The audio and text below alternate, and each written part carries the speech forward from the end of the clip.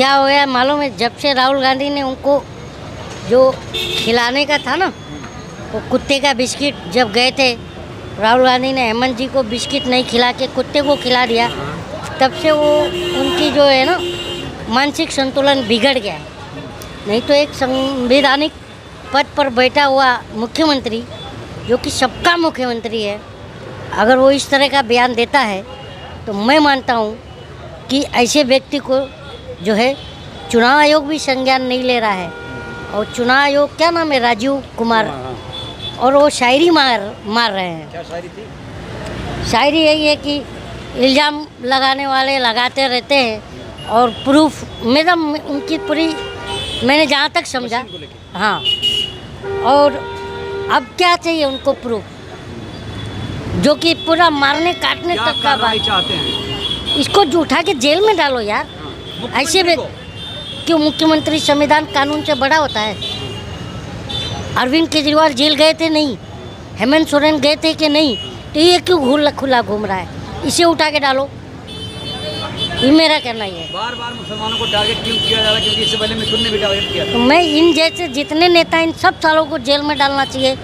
मैं ये कह रहा हूँ, हम जनता पीस चाहते हैं। संविधान का प्रियम्बल भी कहता है we the people of India.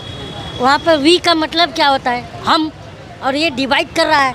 ऐसे लोग को खुला छोड़ना समाज के लिए बहुत बड़ा खतरा है, चाहे वो मुख्यमंत्री क्यों ना हो, उसे जेल में डालना चाहिए। तो बीजेपी के नेता तमाम हिंदू मुस्लिम कर क्यों रहे हैं? इनके पास और क्या है? विकास करने आए थे, विनाश कर दिए हैं, तो इनके पास है क्या? आप क्या विकास चाहते हैं कलीम जी? हाँ, किस तरह का विकास चाहते हैं? अरे विकास अब क्या होगा? विकास को अब जाके मालूम है, पुरानी बस स्टैंड के पीछे गुप्त रोग का शर्तिया इलाज कराना पड़ेगा, तब विकास पैदा होगा। मोदी जी के बस की बात है कि नहीं? नहीं है, है? नहीं है।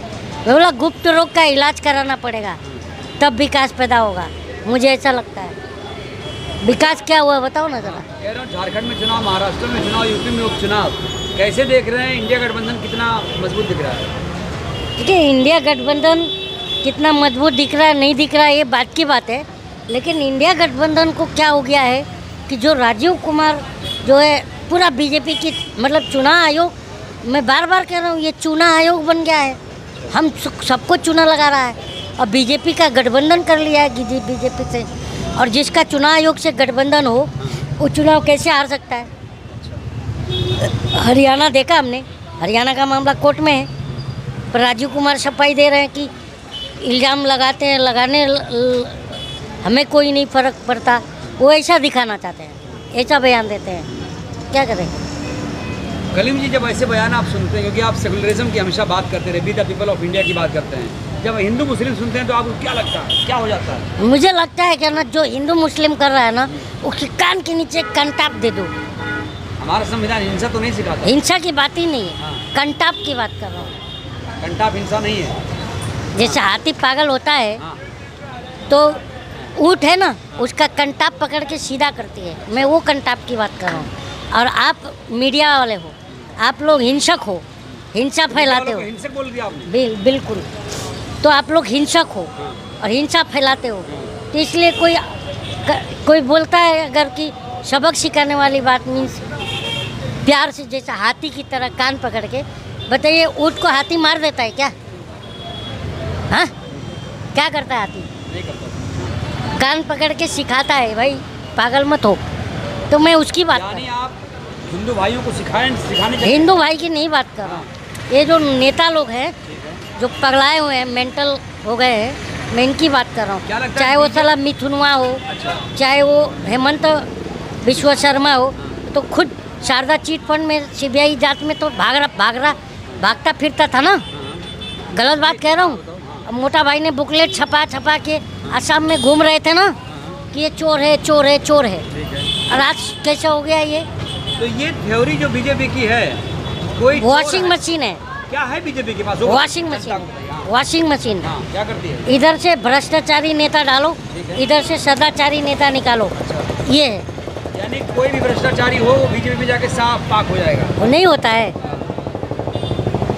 नहीं होता है। एग्जाम्पल दीजिए। हाँ, 2-4 एग्जाम्पल। मुकुल राय साफ होके चले गए, अजीत दादा पवार साफ होके चले गए। अभी जिसका नाम ले रहे हो ये नफरती चिंटू, क्या नाम, हेमंता विश्व शर्मा, वो भी साफ होके चला गया। क्या है, और बहुत सारे एग्जाम्पल हैं। विचारधारा की लड़ाई है। ये विचारधारा नहीं, वॉशिंग मशीन की लड़ाई है हाँ। कि कौन कितना साफ करता है भ्रष्ट नेताओं को। हाँ। तो मोदी जी क्या वाकई जो कह रहे थे, ना खाऊंगा ना खाने दूंगा, भ्रष्टाचार पे लगाम लगा पाए? मोदी जी ये कह रहे थे न खाऊंगा न खाने दूंगा, ये अब जाके समझ में आया है। कैसे? क्योंकि अब जनता भी भूखे मर रही है। अब मोदी जी मशरूम खा रहे हैं। अच्छा। हाँ, ये तो, अरे तो प्रधानमंत्री हैं तो कुछ भी खाएंगे, खाने पे लगाम लगाएंगे क्या? अरे तो मशरूम खाने के बाद कम से कम दिमाग तो सही होना चाहिए। अच्छा। कि तब अपने जो मेंटल नेता है उनका दिमाग सही करें। 72 की उम्र में दिमाग सही नहीं काम कर रहा है क्या? सटिया गया, सटिया 60 की उम्र के बाद दिमाग सटिया जाता है। हाँ। अब 72 की बात करते हो आप। क्या मार्गदर्शक मंडल में जाना चाहिए? जब जरूर जाना चाहिए। आडवाणी जी क्या बुरे थे, हैं? आडवाणी जी इसी उम्र में गए थे ना दर्शक मंडली में, तो अब जाना चाहिए इनको। अच्छा करीम जी, क्या लगता है मोदी सरकार 5 साल पूरा कर पाएगी? मुझे तो नहीं लग रहा है। क्यों क्यों? जनता जानना चाहती है। जनता क्या जानना चाहेगी? वक्फ बोर्ड बिल है समझाइए थोड़ा। और ये बैंकिंग बिल है, ठीक है। यूसीसी पे काम कर रहे हैं। तो चंद्रबाबू नायडू और नीतीश कुमार को जनता देख रही है कि इनका क्या स्टैंड है, और ये लोग गलत स्टैंड लेंगे तो जनता इनको साफ कर देगी। जैसा चंद्रबाबू नायडू को साफ किया था, और वहाँ पर कौन आया था? आंध्र प्रदेश के वो रेड्डी साहब, और वैसे ही होगा। और इस बार तो नीतीश कुमार को पलटी मारने का भी मौका नहीं मिलेगा। अगर जनता के साथ नहीं खड़े मिले तो जनता इनको पलट देगी, इनको पलटी मारने का भी चांस नहीं मिलेगा इस बार। तो अभी जिस तरह मिथुन का बयान आया, हेमंत बिस्वा शर्मा का बयान आया, एक और नारा है कटेंगे तो कटेंगे। यार इन लोग के पास नफरत के सिवा कुछ नहीं है। अच्छा। ये लोग का जो भी है ना, इनके कार्यकाल का हिसाब नहीं इनके पास, ठीक है ना। ये दिमाग में गोबर भर लिए हैं, बस मैं ये जानता हूँ। और जो जनता को लड़ा रहे हैं, बताइए। गोबर को इतना प्रमोट क्यों किया जा रहा है? क्योंकि इस कार्यकाल में क्यों ये लोग अंधभक्त खाते हैं गोबर। कितने वीडियोस हैं वायरल, देखे या नहीं देखे आप? हाँ, क्यों खाते हो? जब ये गोबर खाते हैं तो इनको महंगाई से क्या दिक्कत है? अच्छा। अनाज खाएंगे तो अनाज महंगा होगा तो दिक्कत होगा। गोबर तो रोड पे पड़ा रहता है, उठा खा लेते हैं ये, तो उससे क्या दिक्कत होगा इनको? गोबर से इलाज भी होता है कह रहे हैं। और जो इलाज कराने को बोलते हैं, वो एक टेररिस्ट आरोपी साध्वी प्रज्ञा सिंह ठाकुर, हैं, वो तो पूंछ पे हाथ फिराने से बोलती थी कैंसर ठीक हो जाएगा। और जब कोर्ट में तारीख लगती थी कि हाजिर हो, तो बोलती मैं बीमार हूँ, हॉस्पिटल में एडमिट हो जा रही।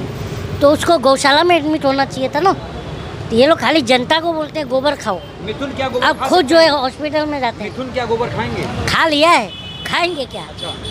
इस तरह का बयान गोबर खाने वाला ही देता है। मतलब पहले आए होंगे फिर गोबर खाए होंगे। हाँ, अच्छा।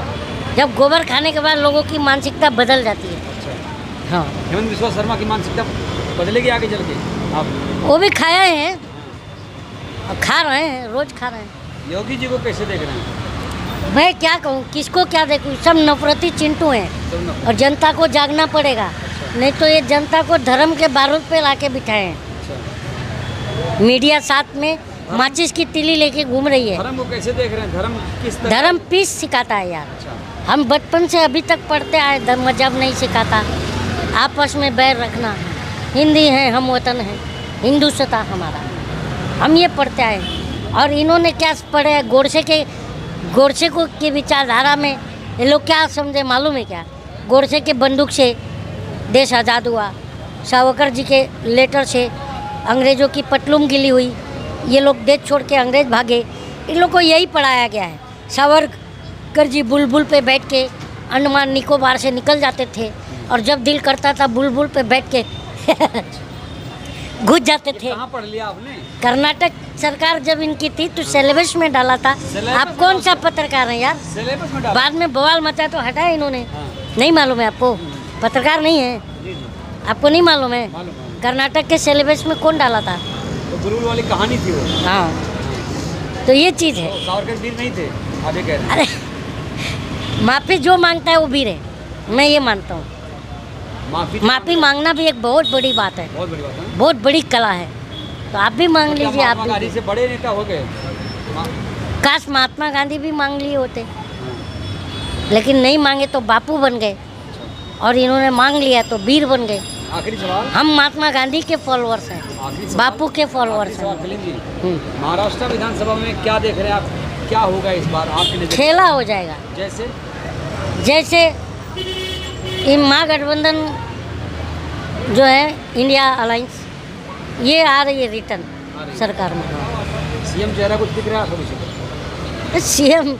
सीएम चेहरा क्यों नहीं, उद्धव ठाकरे से बढ़िया सीएम कौन हो सकता कैसा रहा उनका 2.5 साल का कार्यकाल आपके है? हिसाब उस से? 2.5 साल के कार्यकाल में देश के टॉप 3 मुख्यमंत्रियों में उनका नाम आया।